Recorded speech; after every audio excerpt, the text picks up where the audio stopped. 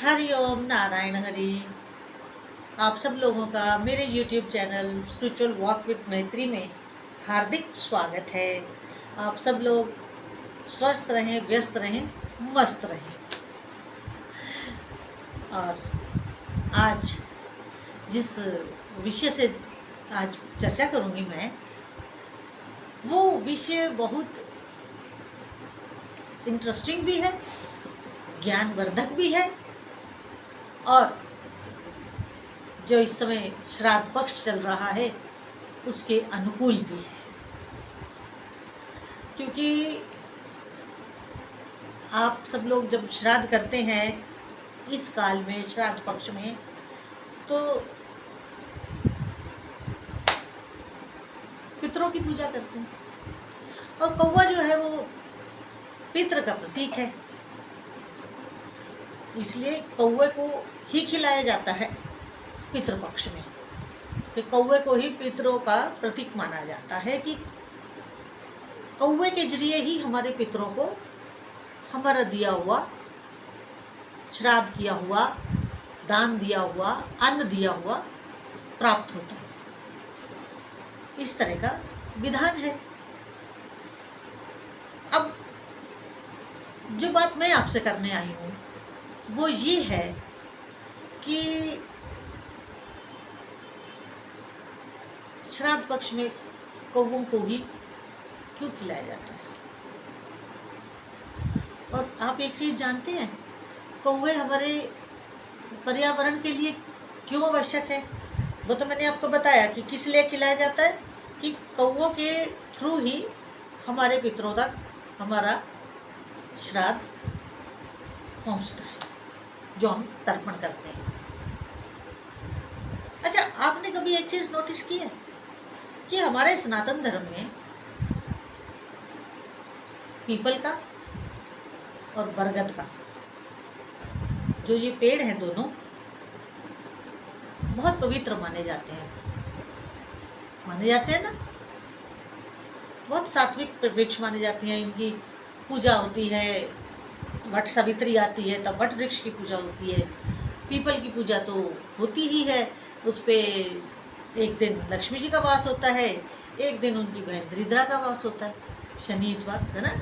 Sunday को जल नहीं चढ़ाते हैं क्योंकि उस दिन लक्ष्मी जी की बहन दरिद्रा का वास होता है, इसलिए लोग वहाँ जल नहीं चढ़ाते हैं।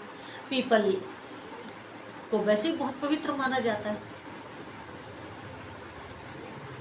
आपने कभी अपने जीवन में ऐसा देखा है कि जैसे आप सीड्स लेते हैं, बीज लेते हैं, आपने आम का पेड़ बीज डाले, आम का पेड़ उग गया, अमरूद का हो गया, या और भी बहुत सारे फलों के पेड़ हैं जिनका हम बीज लगाते हैं और वृक्ष बन जाता है, फलदार।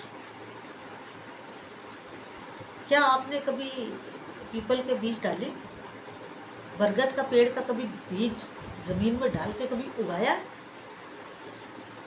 बरगद या पीपल को? नहीं ना, नहीं ना, कर भी नहीं सकते। कर इसलिए नहीं सकते क्योंकि इसके बीज होते ही नहीं, ये बीज के द्वारा उगता ही नहीं। आप लाख बीज लगा लो, नहीं उगे। इसका कारण समझाती हूँ। इसका कारण ये है कि पीपल का पेड़ और बरगद का, आपने देखा होगा हमारी छतों पे जहाँ कुछ गैप आ जाता है या कुछ दरार आ जाती है, या उसमें अपने आप पीपल का पेड़ उग जाता है, अपने आप वट का वृक्ष उग जाता है, बरगद का पेड़ अपने आप उग जाता है। कोई उगाता नहीं है, सीधी दीवार जा रही होती है, दीवार के बीच में पेड़ उग जाता है। कैसे उगता? ऐसे होता है कि जो कौवे हैं, कौवे जब इनके फल को खाते हैं और वो बीज उनके स्टमक में जाते हैं कौवे के, और पेट में जाने के बाद जब वो उनके मल के जरिए बाहर निकलते हैं, जहाँ उनका मल गिरता है, जहाँ उनकी बीट गिरती है, वहीं पर पीपल या बरगद का पेड़ उगता है। इसलिए आपकी छतों पे, टेरेस पे या बालकनी में या किसी दीवार में अगर क्रैक हो वहाँ उग जाते हैं, क्योंकि वहाँ कौवे का मल गिरा है। तो इन पेड़ों को उगाने का हमारे पास और कोई तरीका नहीं है, ये नेचर ने ही इस तरीके को ये अपनाया है। और अगर इस तरीके को अपनाया है तो इसके पीछे भी कोई लॉजिक है, बिना कारण कोई कार्य नहीं होता। कौवों की प्रजाति बनी रहे, कौवे अपने आप को एक उसमें प्रोसेस में रखें, ये सब उसी का ही वो है। और ये पेड़ इतने बड़े होते हैं कि बहुत सारे पंछियों को, पक्षियों को सहारा देते हैं, स्थान देते हैं, वहाँ घोंसले बनाते हैं, वहाँ पक्षी रहते हैं, क्योंकि बड़े घने पेड़ होते हैं ये। कोई मनुष्य इनको नहीं उगा सकता है, कोई माली इसको नहीं उगा सकता है। इस पेड़ को उगाने का जिम्मा कौवों के पास है, और वही इन पेड़ों के फलने फूलने का कारण है। अब श्राद्ध में आप चावल बनाते हैं, चावल जो आप बनाते हैं वो कौवों को देते हैं खाने के लिए। इस पक्ष में, इस समय, इस काल में क्यों? लॉजिक होगा ना कोई इसका भी, क्यों? मैं आगे बताऊं उससे पहले मेरी आपसे एक रिक्वेस्ट है कि मेरा ये चैनल स्पिरिचुअल वॉक विद मैत्री आप अधिक से अधिक सब्सक्राइब करिए, लाइक करिए, शेयर करिए। इसमें हम केवल अध्यात्म की चर्चा करते हैं, और पता नहीं किसको राह मिल जाए, किसको कुछ ज्ञान हो जाए और उसको कहीं अगर अध्यात्म के रास्ते में कहीं अपनी तपस्या में अटक गया है तो उसको बात मिल जाए आगे चलने की, आगे अपना राह लेने की। लेकिन ये तभी होगा जब आप सहयोग करेंगे, आप मेरे इस YouTube चैनल को अधिक से अधिक सब्सक्राइब करेंगे, लाइक करेंगे, शेयर करेंगे, और जहाँ तक आप चाहेंगे मेरी वाणी वहाँ तक जाएगी। क्यों? क्योंकि आप जितना फैलाएंगे, जितना शेयर करेंगे, लाइक करेंगे, सब्सक्राइब करेंगे, उतनी वाणी दूर तक जाएगी। हाँ, आप बेल आइकन भी दबा दीजिएगा ताकि जैसे ही मैं वीडियो अपलोड करूँ आपको उसी समय नोटिफिकेशन भी मिल जाए।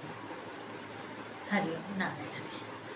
तो बात मैं ये कर रही थी कि कौवों को श्राद्ध पक्ष में चावल क्यों दिए जाते हैं।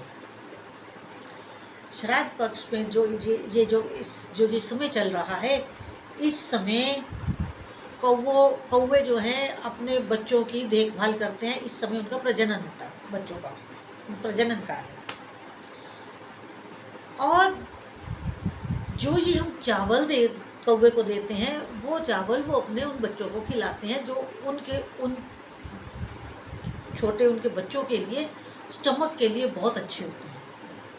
कौवे के जो बच्चे होते हैं उसके स्टमक में ये चावल जब जाता है तो वो बड़ा हेल्दी उसको रखता है।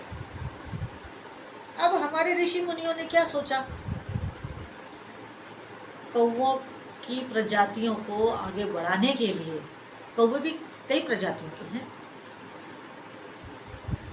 और ये उनका इस समय प्रजनन काल है, तो उनकी प्रजातियों को आगे बढ़ाने के लिए, उनकी संतति को आगे बढ़ाने के लिए ये नियम किया गया कि इस समय चावल क्योंकि उनके लिए बड़ा फायदेमंद है, उनके बच्चों के लिए, उनके बच्चों के स्टमक के लिए, तो इसलिए कौवों को इस समय चावल ही दिया जाता है, उबला हुआ, जो हम श्राद्ध के लिए बनाते हैं और वो कौवों को खिलाते हैं।